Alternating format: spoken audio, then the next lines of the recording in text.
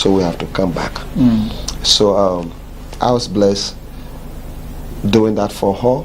And then a time came I went to play football because my as a child. Yeah. And I started playing football, and my whole life was soccer. I was very good. So that was your talent. Yes, that was my talent. And she stopped paying school fees, and I was on scholarship now. Oh, because of football? Yes. Wow. So I started playing. Which school was that? It was Kafi, RS Kafi, and it was in Unification Town. So I started playing soccer. So I played my entire junior high year. I played without school fees. Then I started playing for my county and province. The county? Yeah, the entire county. I started playing for my county. So you were a star? Yes, I was. In Unification and the entire county? Yes. Wow. So I started playing, and later on I started, I mean, my whole life now was football. So let's just leave that aside. Let me just proceed to. So while there, we started going to church. But I was not actually safe. But I received Christ one evening when I was coming from the football field. Okay. Yes. That's when you got your encounter, the first time? Yeah, the first time I got my encounter. When I was coming from the football field at that time, I stopped on the road because the guys used to encourage me to go to church, and I would run away. When people come to minister to me, by the time I saw them coming, I'll take off. Yeah, take off from the place. And I'll be mocking my friends and what have you. So I came from playing one day, and I had my boots in my hand. And there was a crusade right in front of the playing ground. Yeah, the playing ground. The place was called the Yellow Store. It was in Unification Town. So I heard the guys, they were starting the crusade, but the praise and worship was still on. So we were dancing just because of the... For fun? Yeah, for fun, because of the sound of the... Because of the sound and the good music and whatever. Waiting for the praise and worship to finish, so we can be able to leave the place, because we're just dancing for fun. The praise and worship got through, and then the worship started. When the worship started, the girls sang a song. Nobody preached to me. She was singing the song, and something just came over me, and I started dressing. I started getting close because I was far off dancing. So you drew now. Yeah, I started coming close. Because I never wanted people to see me, to know me, because everybody knew the guy is a good player, and so he's a star. Yeah, I came closer. When the music when the worship got tense, I came up closer. It was getting I started coming closer until I came in. Until when you came on the front? Yeah, I came to the front. And I just dropped. My boots. I was sweating. I came from playing soccer. Yeah, I can tell. I just dropped in. It was not time for altar call. It was only the worship that was going on. The preacher had not yet come. Not at all. Yeah, so I dropped and I started crying. I was the first to lift my hands without preaching. I got saved through worship, not preaching. So the counselor came and told me, you have to wait until pastor is finished preaching. Then you come. Yeah, we get the other guys. So I said no, I was not moving. And pastor came in. I was the only person I was led to Christ that day. That day? Yeah, that day. So the pastor couldn't preach. The whole service turned to worship. Because of just me that day. And I got saved at that time, and then we left the scene. I was on fire for the Lord, moving around, going to marketplaces, preaching. When you had just gotten saved? Yes, I was on fire. You were a new convert, but on fire. Yeah, I used to go in the market. My wife now used to sell in the market. You didn't know her by then? I didn't know her. I didn't know her. So you're still young? Yes, I was still young. I didn't know 13, 14? No, I was more than that. I was about 17 years now. 17? Yeah. I didn't know her. So after we get in the market, when the people are through packing their market, then we stand on the table and start to preach. So I had a drum that I used to put on my arm. I used to. You play the drum. Myself used to play the drum. Myself used to sing for myself. I used to read it. I used to read it. To sing. Yes, I used to read it. And also do the drums. Yes. At the same time. Do the drums. And then on Sundays, the government passed a law that nobody should sell, but they still have some people who used to go in the market to sell. So we were given the leverage to go in the market and preach. So when I went there, I used to see my wife there. And then they're still selling. So we'll step on the table and on the market table, moving around, preaching. I had my boys with me preaching. And I mean, she was like, but why are you guys walking on the table? They arrested me on several occasions. For the police? Yes, they arrested me. Because of standing on the tables? Yeah, walking on the table. I was hot. I was on fire. Yeah, I was on fire for the Lord.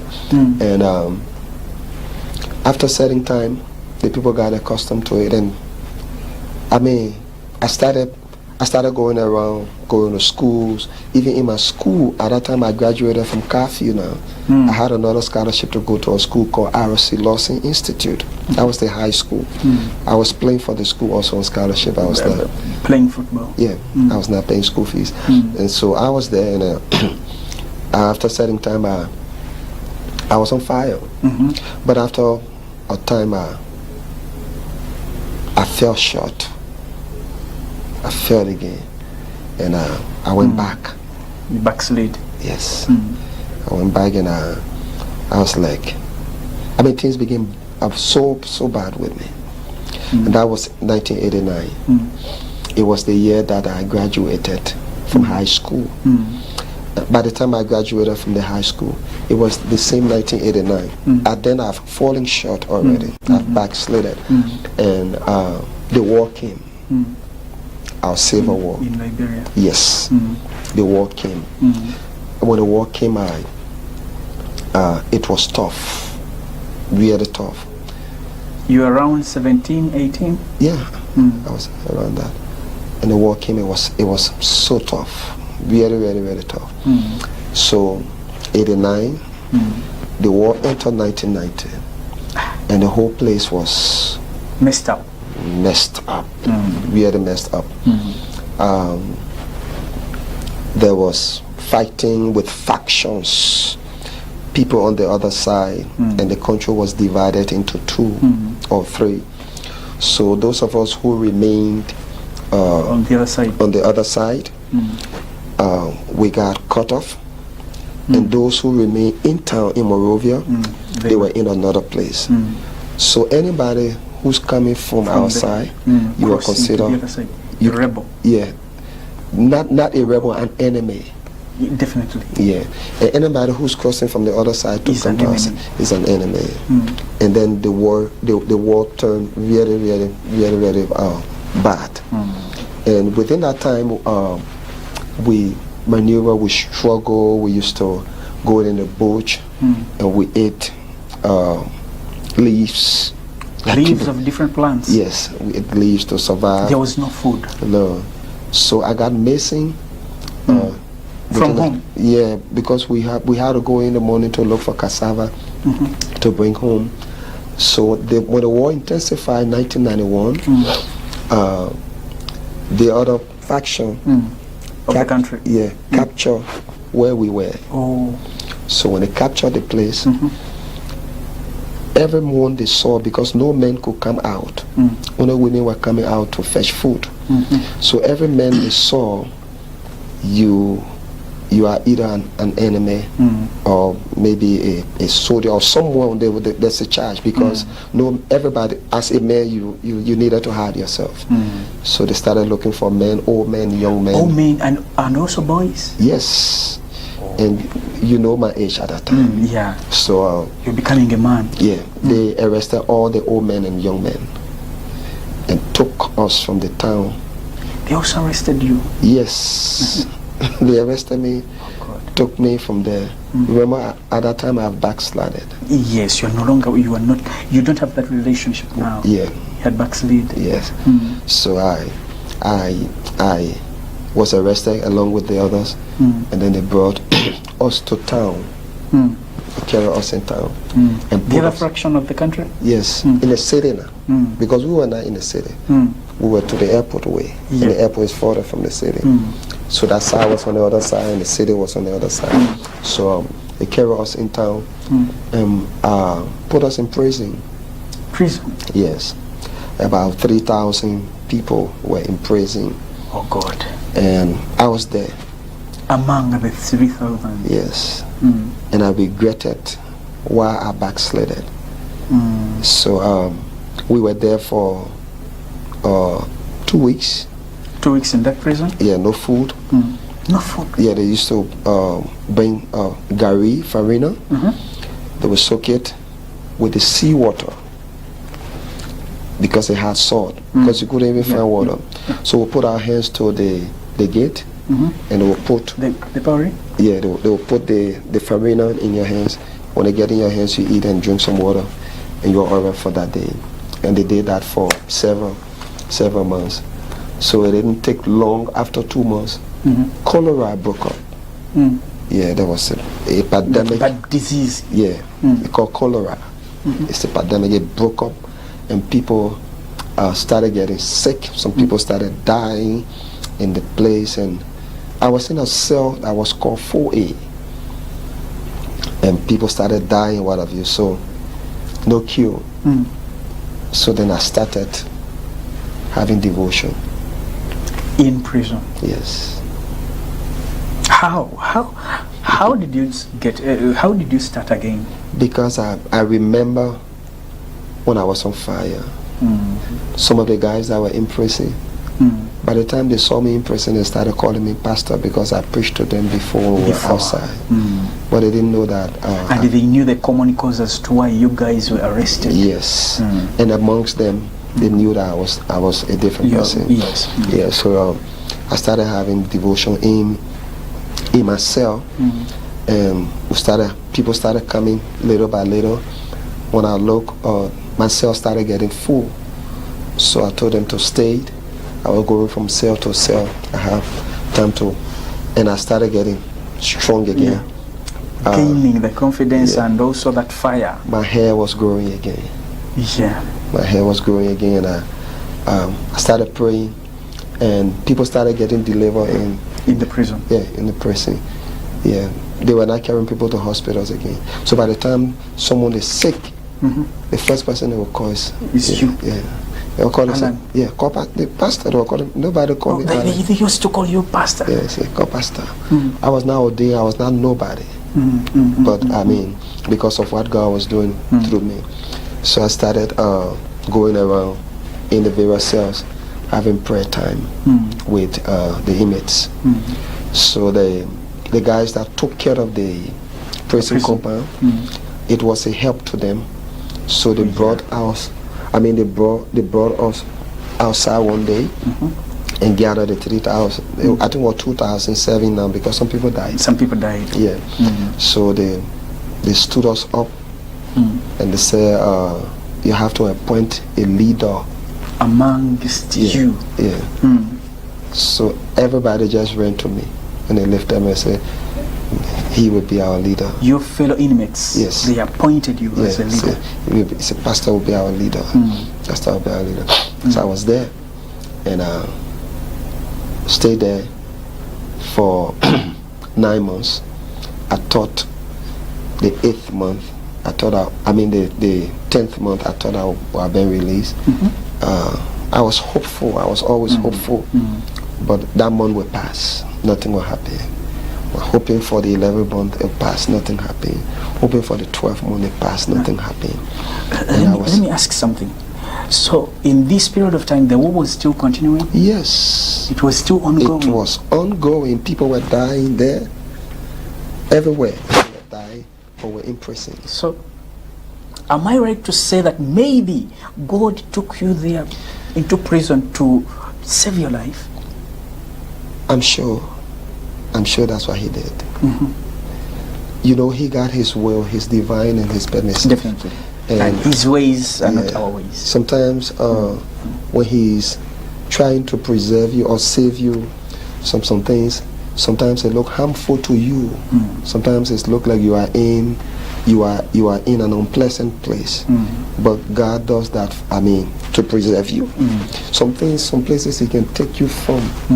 You feel that, He took you from the luxurious kind of life. Yes, but He does that to save your life. So that happened, and I was in the prison. I've spent 1 year, 3 months, and I'm still there. So I started speaking for the inmates. Then they established a group called Readjustment. So one day they called me and said, what do you think we can do that will keep the guys calm? The prisoners? Yes. Because they got angry one day and decided to bust the prison. And then we had the peacekeepers there. Outside? Yeah, the peacekeepers. So the guy said they were not listening to anybody. So the commander asked the peacekeeper commander, who's the head of this? These prisoners. He said, there's a guy in there. So call him. So the guy, they called you? Yeah. Talk to me, say, can you gather them? Let's talk. I said, okay. I went.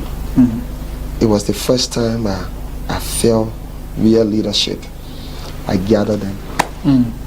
I gathered them, and I started talking to them. When you drop pin, you will hear it. Huh? Yeah. There was total silence. Silence. All the inmates were listening to you. Yes. And I talked to them, and they went back in. When they got back in, the peacekeepers and the government entity that was there, they appointed me there as the head, because it was the president that appointed me. But now the government is appointing everything they wanted to do. They were calling me.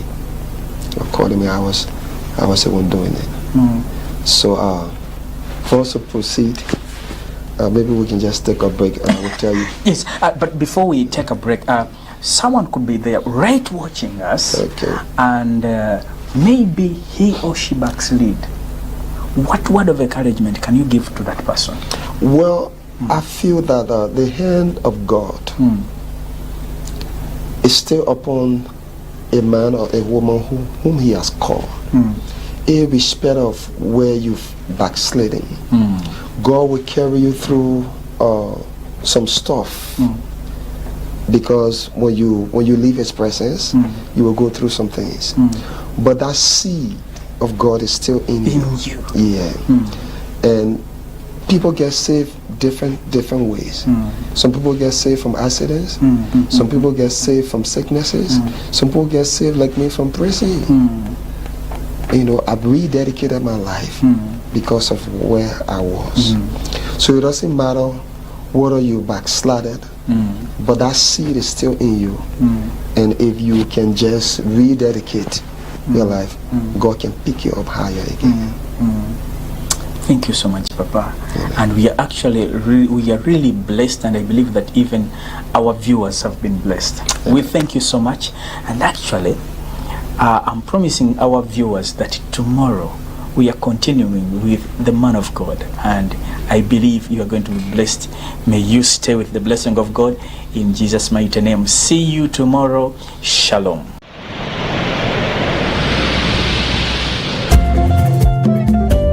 KSTV, your family-friendly station.